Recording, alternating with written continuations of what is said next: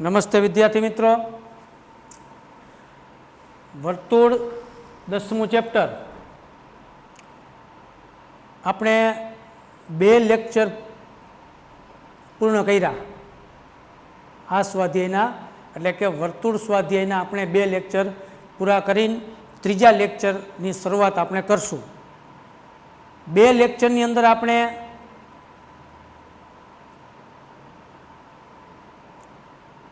ખાસ તો વર્તુળનો સ્પર્શક, વર્તુળની છેદિકા, વર્તુળનો અભિલંબ એનો અભ્યાસ કર્યો. ત્યાર પછીના લેક્ચરમાં આપણે એ પણ જોયું કે વર્તુળની અંદરના બિંદુથી એના સ્પર્શકો કેટલા, તો કે એક પણ ન હોય. વર્તુળની અંદર બિંદુ હોય એમાંથી એકેય સ્પર્શક દોરી ન શકાય. વર્તુળ પર બિંદુ હોય, વર્તુળ પરનું બિંદુ હોય તો એમાંથી એક અને માત્ર એક સ્પર્શક દોરી શકાય, જેને વર્તુળનો સ્પર્શક કહેવાય. અહીંયા એ સ્પર્શકની સંખ્યા 1 કહેવાય. અંદર હોય તો એકેય નહીં. વર્તુળની બહારના બિંદુ હોય, વર્તુળની બહારનું બિંદુ હોય એમાંથી વર્તુળને 2 સ્પર્શકો દોરી શકાય. એ આપણે ગયા વિડીયામાં એટલે કે ગયા લેક્ચરમાં આપણે સમજણ મેળવી. ત્યાર પછીના થોડાક મુદ્દા આપણે આગળ જોયા. એમાં આપણે સ્પર્શકની લંબાઈ પહોંચ્યા હતા. સ્પર્શકની લંબાઈ તો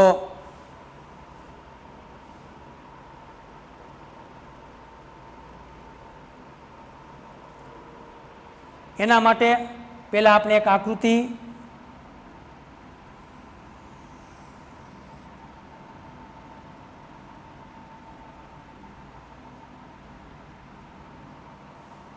આકૃતિ દોરશું. વર્તુળનું કેન્દ્ર O નામ આપી દઈ. નીચે એક સ્પર્શકની રચના બનાવીએ. અહીંયા એક અને માત્ર એક બિંદુએ સ્પર્શ કરે એ વર્તુળનો સ્પર્શક હોય.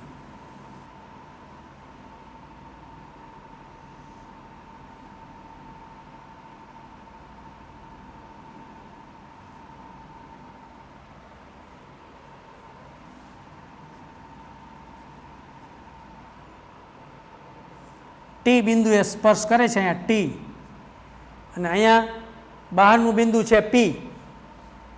બહારનું બિંદુ છે આ પી.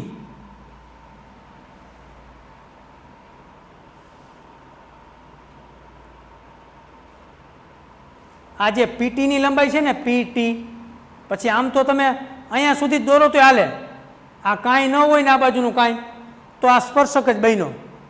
પણ એને આમ લંબાઈઓ છે ખાલી બતાવવા માટે. બાકી સ્પર્શકની લંબાઈ તો અહીંયા પૂરી થઈ જાય. જ્યાં વર્તુળને સ્પર્શ કરે એ બિંદુ સુધીનું અંતર, બહારના બિંદુથી જે સ્પર્શક છે એ વર્તુળને જ્યાં સ્પર્શ કરે ત્યાં સુધીનું અંતર એ છે સ્પર્શકની લંબાઈ. અહીંયા પીટી હે ને, પીટી એ સ્પર્શકની લંબાઈ બનશે. સ્પર્શકની લંબાઈ બનશે. તો આપણે આકૃતિ દોરીને નીચે એનું વર્ણન કરશું.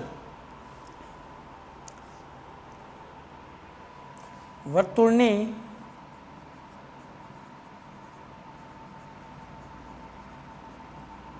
બહારના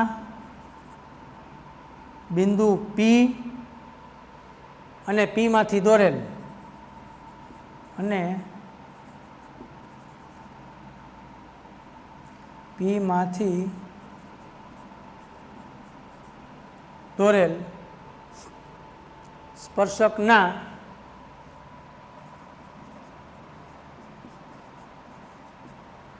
વર્તુળની બહારના બિંદુ પી અને પી માંથી દોરેલ સ્પર્શકના વર્તુળ સાથેના સ્પર્શ બિંદુને સાથેના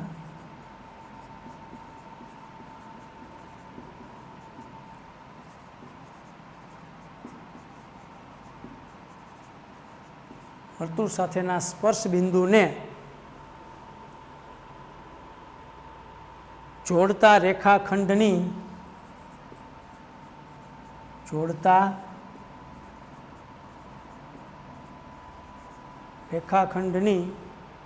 લંબાઈને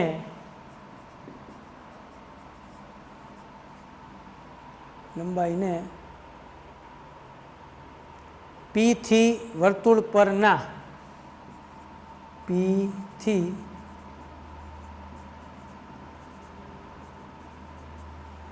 વર્તુળ પરના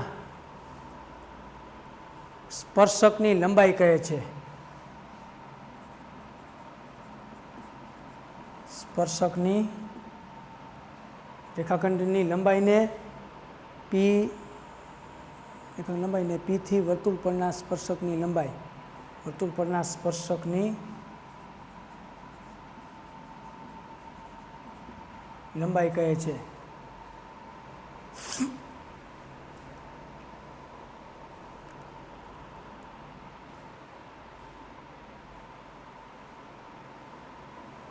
વર્તુળની બહારના બિંદુ પી એટલે આ પી પી અને પી માંથી દોરેલ સ્પર્શક આ પી અને પી માંથી દોરેલ સ્પર્શક એટલે આ પી અને પી માંથી દોરેલ સ્પર્શકના વર્તુળ સાથેના સ્પર્શ બિંદુ આ સ્પર્શક અને વર્તુળ સાથેનું સ્પર્શ બિંદુ કોણ છે? ટી. વર્તુળ અને સ્પર્શક સાથેનું છે સામાન્ય બિંદુ ક્યુ થયું? ટી. એ વર્તુળ અને સ્પર્શક બેયનું સામાન્ય બિંદુ છે તો એ ટી ને જોડતો રેખાખંડ આ બેને જોડી દો એટલે રેખાખંડ કયો બની ગયો? P T. પી ટી ને જોડતા રેખાખંડની લંબાઈને આ જે લંબાઈ છે ને એ લંબાઈને પી થી વર્તુળ પરના સ્પર્શકની લંબાઈ કહેવાય. પી થી વર્તુળ પરના સ્પર્શકની લંબાઈ કહેવાય.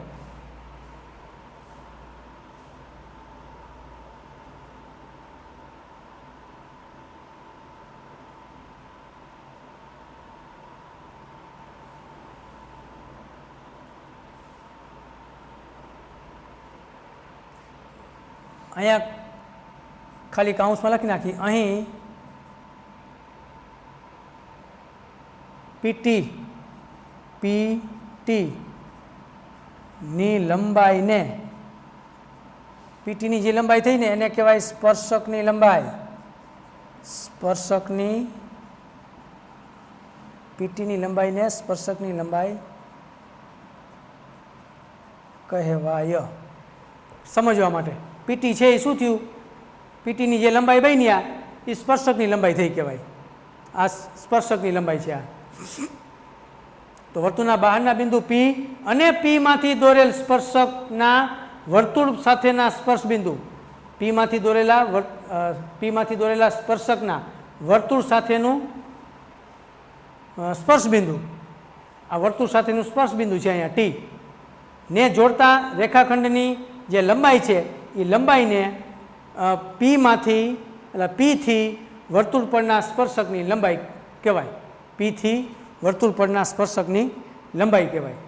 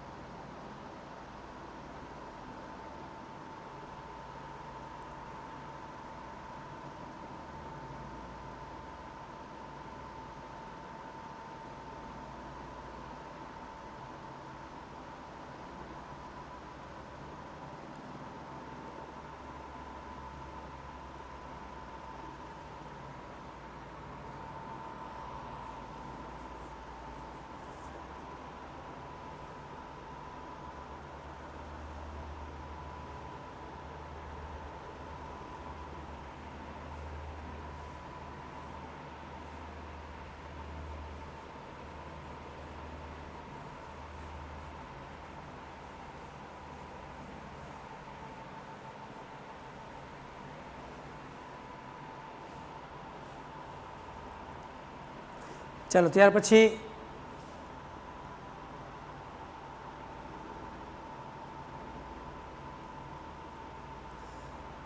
સમકેન્દ્રી વર્તુળની આપણે વ્યાખ્યા લખી નાખી.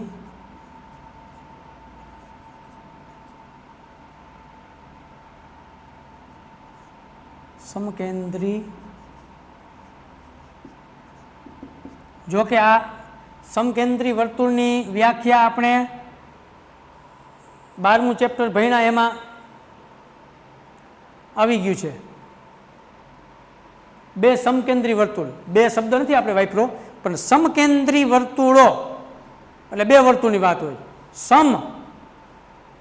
સમકેન્દ્રી એટલે કેન્દ્ર, સમ એટલે સરખા, સરખા કહેતા જેનું કેન્દ્ર એક જ, કેન્દ્ર સરખું એટલે એનો મતલબ એક.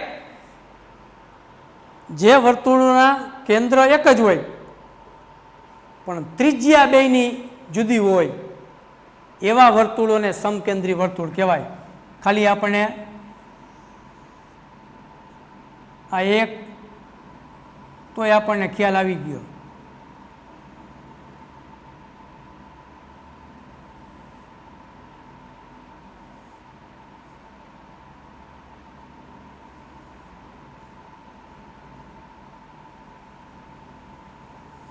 આ બેયનું કેન્દ્ર એક જ હોય, મોટા વર્તુળનું અહીંયા જ હોય, નાના વર્તુળનું અહીંયા જ હોય વચ્ચે જ, અને કેન્દ્ર એક જ પણ ત્રિજ્યા બેયની અલગ થાય.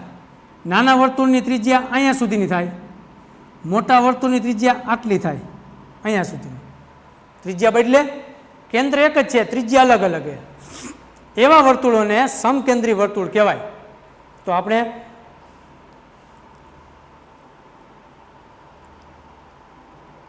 એક જ સમતલમાં આવેલા,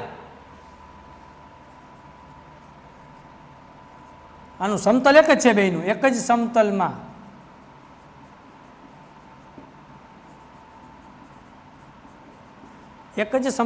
આવેલા સમાન કેન્દ્ર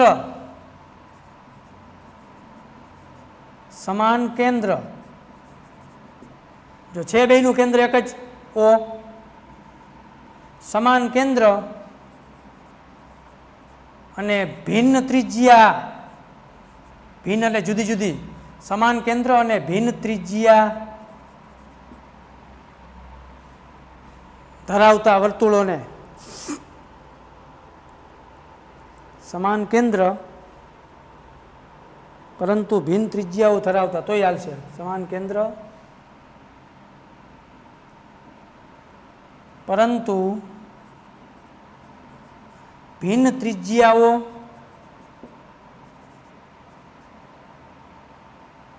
ધરાવતા વર્તુળોને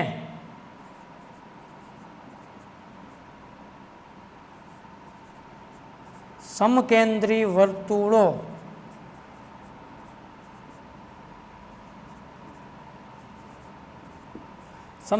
વર્તુળો કહે છે.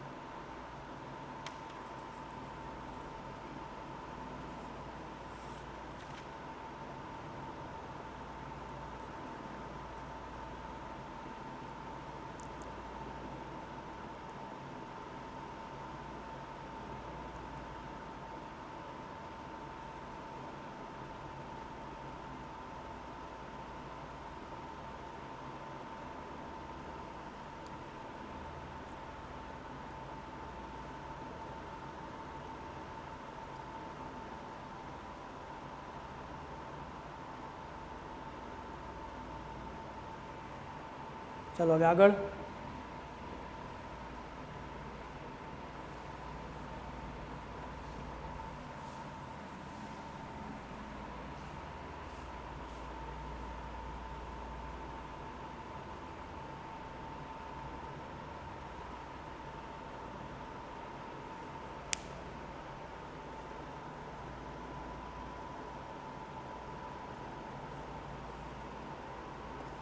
બે વર્તુળોનો છેદ.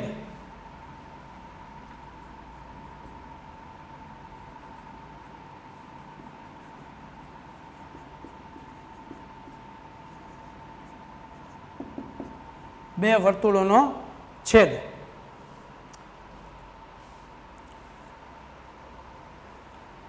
બે વર્તુળોનો છેદ આ એક નવો ટોપિક.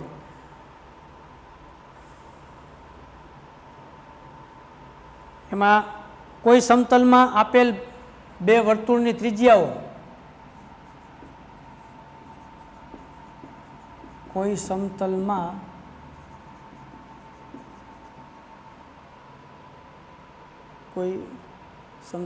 આપેલ બે વર્તુળોની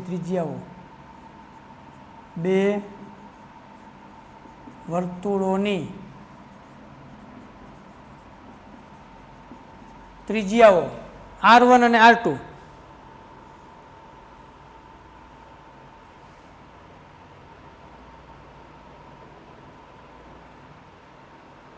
બે વર્તુળોની ત્રિજ્યાઓ R1 અને R2 હોય તો R1 અને R2 હોય, એકની R1 બીજા વર્તુળની ત્રિજ્યા R2, R1 અને R2 હોય તો તે બે વર્તુળોના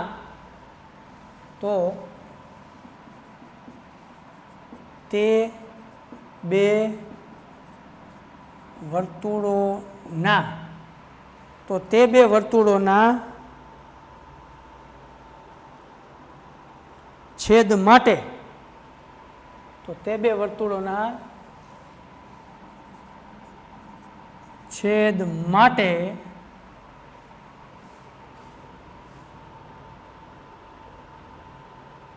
ત્રણ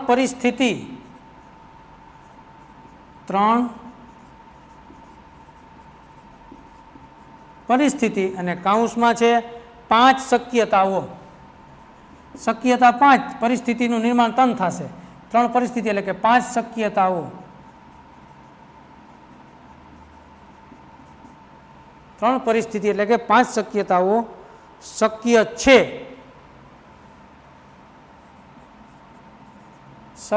છે જેનો આધાર કેના ઉપર કીધો હે તો કે R1 R2 અને વર્તુળના કેન્દ્ર, તેનો આધાર એક R1 ત્રિજ્યા, બીજી R2 ત્રિજ્યા, R1 અલ્પવિરામ R2 તથા બંને વર્તુળોના કેન્દ્ર, એકનું O1 તથા O2, O1 અને O2, એકનું કેન્દ્ર O1 ને બીજાનું O2, તો R1 R2 અને તથા બંને વર્તુળના કેન્દ્ર તથા વર્તુળોના કેન્દ્રો O1 અને O2 વચ્ચેના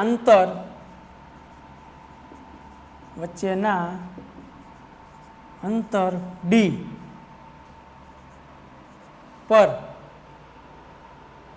રહેલ છે.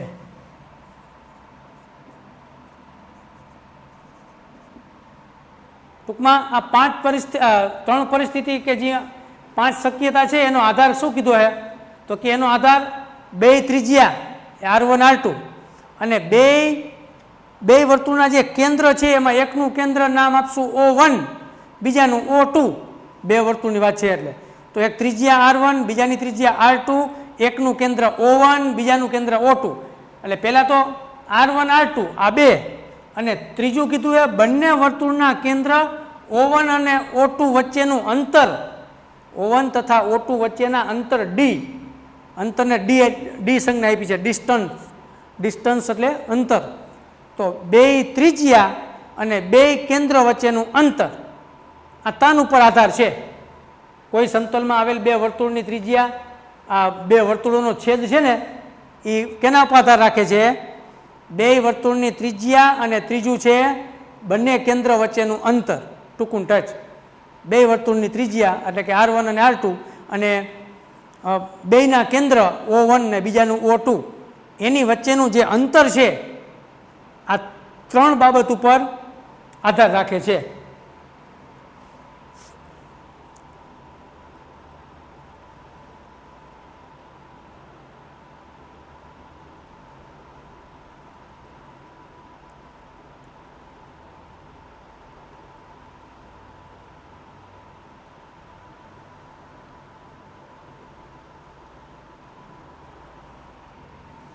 પહેલું, બે વર્તુળો બે ભિન્ન બિંદુઓ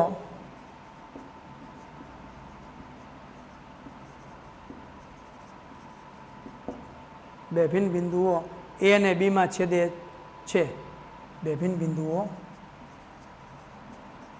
A અને B માં છેદે છે. બે વર્તુળ છે એ બે ભિન્ન બિંદુ A અને B માં છેદે છે. તો બે વર્તુળ છેદે છે, બે વર્તુળ એકબીજાને છેદે છે, તો આપણે એવી આકૃતિ બતાવવી પડે. આ એક, આ બીજી, આ બે જગ્યાએ છેદે, એક અહીંયા એક અહીંયા. જોજો આ બે ભિન્ન બિંદુમાં છેદે છે. તો અહીંયા A અને B નામ આપ્યા. આ A, અહીંયા B, A અને B માં છેદે. આ કેન્દ્ર મેં તમને કીધું હતું O1, આનું કેન્દ્ર છે O2.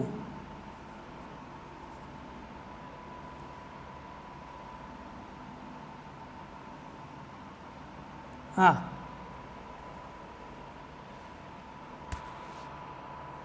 આ ત્રિજ્યા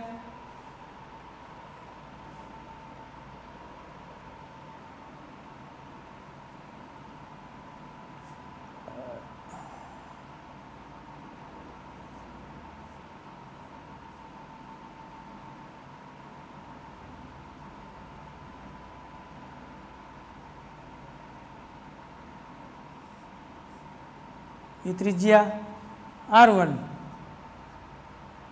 આની આ ત્રિજ્યા છે એ R2, R1 અને આ ત્રિજ્યા R2. બે વચ્ચેનું અંતર એટલે આ D, O1 અને O2 વચ્ચેનું અંતર એટલે D.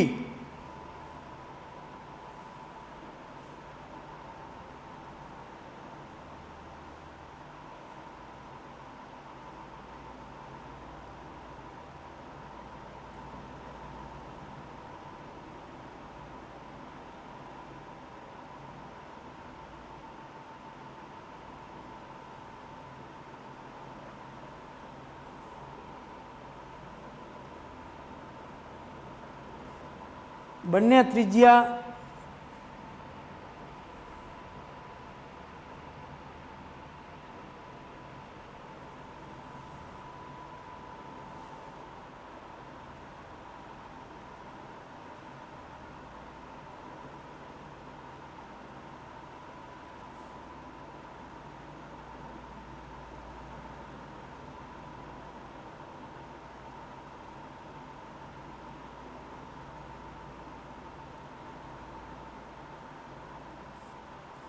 બેનું અંતર છે એ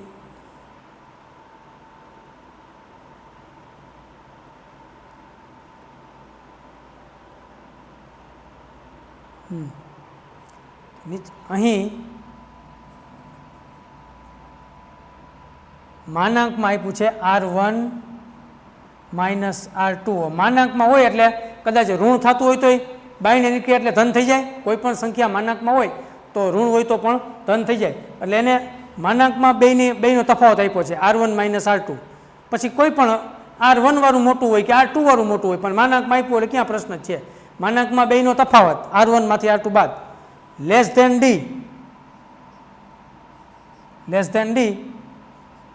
less than R1 plus R2.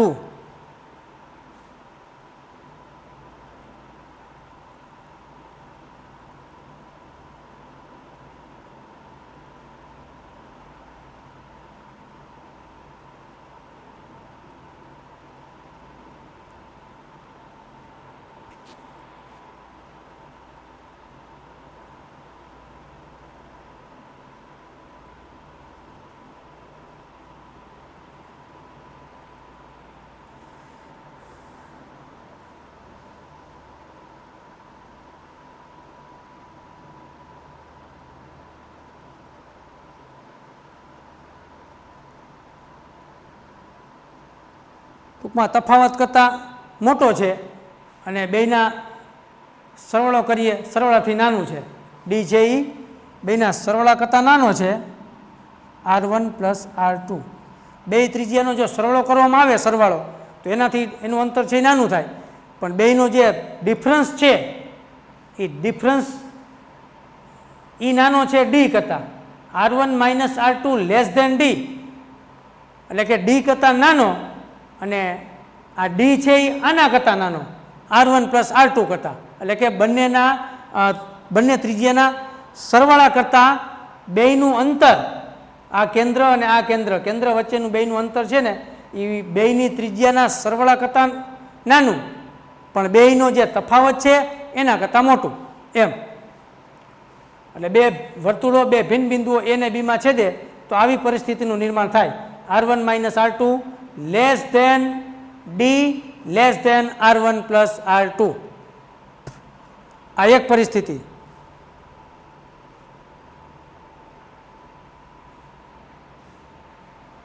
ચાલો હજી બે પરિસ્થિતિ આવશે, આપણે ડાયરેક્ટ અહીંથી જોઈન્ટ કરી દઈશું.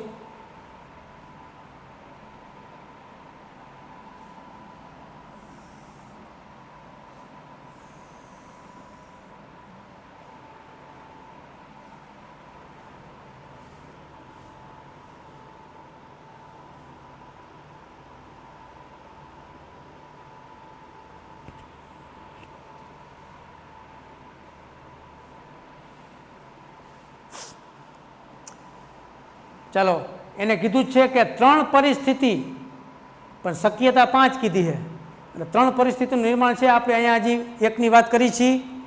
સમય પૂરો થવા આવે છે. હવે પછીનો લેક્ચર છે એ નેક્સ્ટ ટાઈમમાં. તમે આ થિયરી જે મેં લખાવી છે એને વધુને વધુ પાકી કરજો, સમજજો ખાસ ને ખાસ, કારણ કે આ ચેપ્ટરમાં થિયરીનું પ્રમાણ જાજુ આવશે અને 2 પ્રમેય આવશે. દાખલા તો બિલકુલ ગણ્યા ગાંઠા છે, બહુ જૂજ દાખલા છે, બરાબર. એટલે અહીંયા આપણો લેક્ચર આપણે પૂરો કરશું. અસ્તુ.